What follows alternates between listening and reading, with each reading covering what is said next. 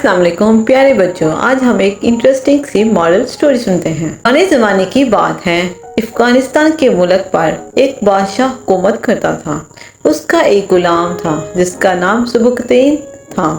वो बहुत बहादुर, अक्लमंद और नेकदिल था। इसकी इन्हीं खूबियों की वजह से बादशाह इसे बहुत अजीज रखता था। एक रोज़ की बात है कि सुबुकतैन घोड़े पर सवार होकर जंगल में शिकार खेलने गया। वो बड़ा अच्छा शिकारी था, मगर इस रोज़ ऐसा इत्तेफाक हुआ कि शाम तक जंगल में मारा मारा फिरने के बाद भी कोई शिकार उसके हाथ न आया।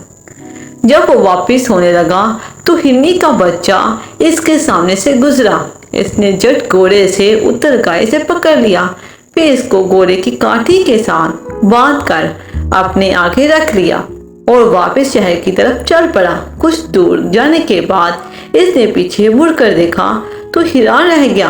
हिरनी इसके पीछे पीछे आ रही थी और यूं लगता था कि जैसे इसकी आंखों से आंसू बह रहे हों। हिरनी का बच्चा भी बुरी तरह तड़प रहा था। सुबुकतैन को ये देखकर हिरनी और इसके बच्चे पर बड़ा तरस आया। वो फौरन घोड़े से उतरा और हिरनी के बच्चे को छोड़ दिया। बच्चा आजाद होते ही अपनी माँ के पास चला गया। हिरनी ने बच्चे को दूध पिलाया और फिर उसे साथ देकर जंगल की तरफ चली गई। वो बार बार मुड़कर सुबुक थी जैसे इसका शुक्रिया अदा कर रही हो। इस रात सुबुकतैन ने ख्वाब में देखा कि एक नूरानी सूरत वाले बुजुर्ग उससे कह रहे हैं, ऐ सुबुकतैन, तुमने एक बेजुबान जानवर पर रहम खाया है।